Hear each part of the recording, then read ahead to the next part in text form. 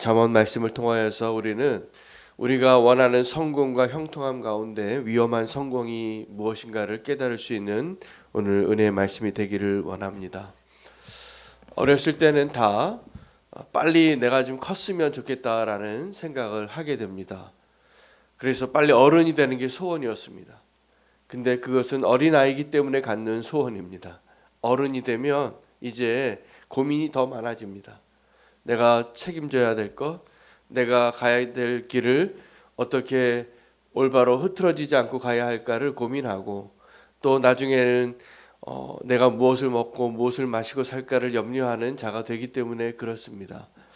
어린아이 때는 내가 내 마음대로 하지 못하는 것이 많은 것 같아서 빨리 어른이 되고 싶어 하지만, 사실은 정상적으로 잘 과정을 다 지나고 성장하는 것이 축복입니다.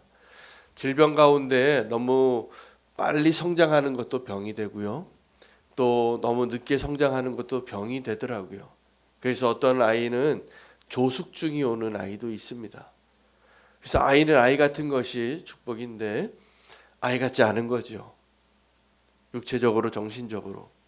그것은 축복이 아닙니다. 아이는 아이 때 아이의 모습으로 지내고, 하나님께서는 그 아이의 모습도 너무나 소중하게 생각하고 한 사람의 가치를 분명하게 더 축복하며 부여했던 예수님의 말씀을 우리는 기억하고 있습니다. 또 어떤 사람은 자라야 할 때 마땅히 자라지 않아서 미숙아와 같습니다. 여러분, 자녀 가운데 성장이 제때 되지 않아서 그러한 장애를 가지고 있는 자녀를 두고 계신 부모님의 아픔을 저는 많이 보았습니다. 정말 그것은 그냥 우리 아이가 정상적으로 그 나이에 맞게 키가 자라고 마음이 자라고 공부 좀 못해도 괜찮은데 그렇게 있어만 줘도 그것은 너무나 큰 축복이에요. 벌써 아이가 나이가 20살이 지나고 30살이 지났는데 정신 연령이 2살, 3살밖에 안 되는 그런 아이들도 있어요. 그것은 불행한 일입니다. 그래서 우리의 마음과 몸이 건강하게 성장하여서 하나님이 원하시는 그러한 축복된 삶을 누리는 것이 얼마나 감사한 일인지 우리가 다시 한번 기억하게 됩니다. 오늘 본문 가운데 위험한 성공의 첫 번째 말씀을 우리가 어디서 붙잡기를 원하냐 하면 20절 말씀입니다. 충성된 자는 복이 많아도 속히 부하고자 하는 자는 형벌을 면하지 못하리라. 충성된 자는 복이 많아도 속히 부하고자 하는 자는 형벌을 면하지 못하리라. 여러분, 많은 사람들이 요즘 뭘 꿈꾸냐 하면 신데렐라를 꿈꿉니다. 갑자기 내 신분이 확 상승이 되는 거죠. 갑자기 내가 부자가 되기를 원해서 가끔 로또를 사기도 하는 겁니다. 그래서 로또가 당첨이 되면 내가 그렇게 하루하루 모아서 만질 수 없는 거액의 돈을 받게 되는 것을 우리는 다 꿈꾸면서 로또를 사는 거죠. 여러분, 그 로또를 당첨된 사람에게 주는 금액은 다 꿈꾸면서 로또를 산 사람들이 낸 비용 가지고 주는 겁니다. 그래서 공짜가 없는 거죠. 근데 우리가 정말 이렇게 갑자기 부자가 되는 것이 우리가 원하는 건데, 마치 어린아이가 빨리 어른이 되고 싶은 것처럼. 근데 정말 행복한 것은, 정말 축복은 갑자기 부해지는 것이 아니라 그 아이가 재정을 관리할 줄 알고 이 세상을 살아갈 줄을 알고, 그리고 자기가 절제해서 저축해서 돈을 모아서 그 돈 가운데 다른 어려운 사람을 도와주기도 하고, 또 의미 있는 일을 위해서 그 부를 축적해서 이렇게 자기가 살아가는 날만큼 또 그렇게 성숙하게 그 돈을 관리할 줄 알면서 돈을 소유하는 것이 축복이지, 그 돈을 관리할 줄 모르는 사람에게 돈을 주면 반드시 재앙이 되더라고요. 그건 불행한 일입니다. 여러분, 우리가 갑자기 로또가 당첨이 되기를 원하잖아요. 너무 힘들 때 누굴 좀 막 도와주고 싶은데, 아니면 내가 정말 이게 돈이 꼭 필요한데 돈이 없을 때 우리는 정말 기도하면서 로또를 살 때도 있습니다. 하나님, 이거 당첨돼서 저 아파트 좀 들어가게 해달라고. 그런데 하나님이 왜 우리의 기도를 그 기도에 안 들어주시냐면, 저는 분명히 이 이유 때문에 그 기도에 안 들어주신다고 생각해요. 그렇게 해서 우리에게 허락되어진 성공과 부와 형통함은 우리를 망가뜨리기 때문입니다. 여러분, 아이들이 언제 정말 지금 힘든 시기를 보내냐 하면 청년 때 힘듭니다. 물론 이제 성인이 돼서 대학에 들어가고 또 직장에 들어가고 이런 새로운 출발점에 서기 전까지 아이들의 경쟁이 대단해요. 우리나라 아이들이 제일 불행하대요. 정말 힘든 겁니다. 인생 한번 잘 살아보려고, 그 좋은 점수 받아야지 내 인생이 좋은 조건이 되니까, 좋은 대학 들어가야지 더 좋은 기회를 얻을 수 있는 세상에 살고 있으니까, 그렇게 막 뛰어놀아야 할 나이의 아이들이 그렇게 성적에 신경 쓰고 성적을 얻기 위하여 잠도 못 자고 경쟁하여 서로 친구가 될 아이들도 경쟁의 상대가 되고 비뚤어진 그러한 성장을 하게 되는 것이죠. 여러분, 그런데 똑같은 출발선상에서 출발을 해도 행복하지 않습니다. 왜냐하면 세상은 1등만 기억하고 있기 때문에 그렇습니다. 그것이 우리가 꿈꾸는 세상의 축복이에요. 형통이에요. 근데 하나님은 그렇지 않아서 다행이세요. 하나님은 1등만 기억하지 않으시고 도리어 꼴등을 기억하세요. 성경에 보면 하나님의 공의는 늘 우리가 이 세상의 룰대로 살아가고 있는 사람들이 소외하고 외면했던 사람들을 향한 하나님의 관심이 우리에게 요구하는 인생의 목적일 때가 많습니다. 왜냐하면 모든 사람이 그 정점을 향하여, 저 1등의 자리를 향하여, 저 사다리의 꼭대기를 향하여 달려가고 있기 때문이죠. 우리도 지금 다 그 경주하고 있는 겁니다. 그 경주 열심히 하시기 바랍니다. 그런데 정말 하나님이 기억하는, 그리고 하나님 우리에게 요구하시는 성도의 마음을 놓치지 말아야 합니다. 하나님의 공의는 하나님의 은혜와 늘 함께 가는 것입니다. 지금도 하나님이 누구의 기도를 더 잘 들어주시냐면 가난한 자, 과부, 고아의 기도를 더 잘 들어주십니다. 반드시 듣겠다고 하셨습니다. 그러니까 우리가 인생의 목표를 잘 설정하여야 할 것 같아요. 우리가 꿈꾸는 그 형통은 지금도 속히 부자가 되고자 할 때가 많습니다. 그런데 오늘 본문에 보면 속히 부자가 되고자 하는 자에 대비해서 설명해 주고 있는 사람이 누구냐면 충성된 자예요. 충성된 자에게는 복이 많은데 속히 부자가 되고자 하는 자에게는 어려움이 많을 거라는 거예요. 형벌을 면치 못할 거라는 거예요. 여러분, 그러니까 우리가 이것을 기억하셔야 됩니다. 우리는 하나님 주시는 축복도 좀 빨리 다 한꺼번에 벼락부자가 되는 것처럼 원할 때가 많은데, 우리가 오늘 기억해야 할 것은 하나님의 나라는 천천히 간다는 것입니다. 우리는 빨리 이 문제가 해결되고 빨리 저 정상에 오르고 빨리 명성을 얻고 빨리 형통해지기를 원하고 빨리 부하기를 원하는데 이게 축복이 아니에요. 우리의 그 조급함은 하나님을 신뢰하지 못하는 것에서 오기 때문에 그렇습니다. 하나님은 인내가 대단하신 분이세요. 하나님의 인내가 대단합니다. 우리의 조급함과 하나님의 인내가 너무나 대비되어져서 우리가 하나님을 믿지 못할 때 우리는 하나님께 계속 조르는 아이와 같이 빨리 부하고자 하는, 빨리 성공하고 싶은 그 마음에 절망합니다. 그러나 하나님은 천천히 일하십니다. 사실은 조급함으로 따진다면 하나님 보시기에 더 한심한 사람이 우리잖아요.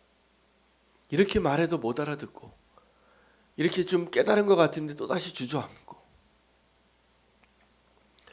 근데 하나님은 그런 사람을 기다려 주시는 거예요. 참아 주시는 거예요. 그리고 함께 가시는 거예요. 근데 우리가 하나님과 함께 가면서도 지금도 여전히 그 조급함 때문에 미래의 염려까지 지금 합니다. 우리의 조급함 때문입니다. 우리의 조급함은 하나님을 신뢰하지 못하기 때문이고, 그 조급함이 우리를 염려하게 하는 것입니다. 여러분, 하나님께서 우리를 지금 인도하고 계심을 믿으십니까? 그리고 우리의 인생의 목적을 이루실 하나님의 마스터 플랜이 있다는 것을 믿으십니까? 우리의 구원을 그 누구도 빼앗아 가지 못할 것이라는 것을 믿으십니까? 그러면 주님과 동행하는 그 시간을 누리십시오. 지금이 가장 행복한 시간이에요. 할렐루야. 지금 뉴스를 보면요, 세상은 늘 이렇게 얘기해요. 늘 위기가 온대요. 경제 상황이 점점 안 좋아진대요. 제가 짧은 인생 살면서 뉴스를 본 기억으로는 뉴스는 항상 그렇게 얘기했어요. 이 세상이 이야기하는 말에 귀 기울이고 살다 보면 우리는 나 어떻게 살지 이렇게 되는 거예요. 그러나 하나님의 말씀을 듣고 살면 내가 지금 우겨쌈을 당하고 저 나락으로 떨어지는 것 같아도 나의 가치는 결코 사라지지 않습니다. 하나님이 나를 구원하시고 나를 통하여서 하나님의 뜻을 이루시고자 정하셨기 때문입니다. 그걸 믿으시기를 바랍니다. 우리의 성화의 과정은 어떠한 것을 의미하냐면 우리는 어떠한 순간도 완전한 적이 없어요. 1학년 때 그 아이가 아는 것과 6학년 때 아는 아이, 6학년이 돼서 아는 그 아이의 지식과 큰 차이가 있겠지만 우리에게 동일한 사실은 뭐냐면 여전히 모르고 있는 게 많다는 거죠. 우리의 성장이 그러한 것과 같습니다. 근데 중요한 것은 하나님께서 우리를 계속 이끌고 계시다는 것이에요. 속히 부하고자 하는 자의 마음을 내려놓으시고 충성된 자의 마음으로 사시기를 바랍니다. 그것이 하나님 우리에게 복을 주시는 방식입니다. 그래서 위험한 성공이 뭐냐면 빨리 성공한 사람이에요. 빨리 성공한 사람이 우리는 부럽죠. 저 사람은 어떻게 저렇게 빨리 모든 일들이 이렇게 다 잘 풀리는가? 부러워하지 않으셔도 돼요. 그 위험한 성공이에요. 위험합니다. 하나님께서 우리에게 한 걸음 한 걸음씩 우리를 다듬어 가시고 이끌어 가시는 그 과정 가운데 하나님의 속도에 맞춰서 우리가 믿음으로 걸어가면 될 것 같습니다. 두 번째 위험한 성공을 만드는 이유는 아첨하는 것 때문입니다. 여러분, 아첨하는 사람 좋아하십니까? 다 좋아합니다. 아첨하는 사람의 말을 다 좋아해요. 제가 보니까. 여러분, 천하의 호색꾼이 바람 잘 피우는 사람들이 하는 말들이 있습니다. 여자에게 당신 아름답다고 얘기해 주는 거예요. 그러면 다 넘어온대요. 그 아첨에. 그 아첨하는 말인 줄 알면서도 당신 아름다우십니다. 고우십니다. 마음이 너무 착하십니다. 멋지십니다. 대단하십니다. 이런 말에 넘어가지 마시기 바랍니다. 사기꾼들이 가장 많이 쓰는 말이에요. 하나님께서 칭찬으로 그 사람의 마음을 연단한다고 했잖아요.